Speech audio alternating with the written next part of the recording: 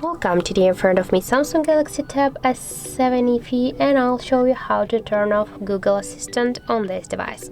So to do that, you just should go into the Google folder and launch the Google application, not the Chrome but the Google.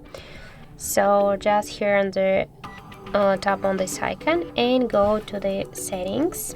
By the way, you can use if you don't want to use the Samsung pen, you can use your fingers. Just for me, it's easier to use the pen.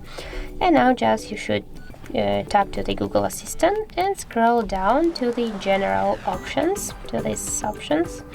So just tap there, and here, as can you see, we got the Google Assistant. Just to turn on the Google Assistant on our device, you should tap here on the switcher and confirm by tap here to turn on.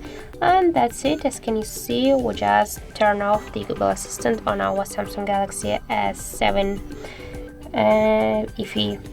And so that's it, that's how it looks. Thank you guys for watching, and if you find this video helpful, don't forget to leave a like, comment and to subscribe our channel.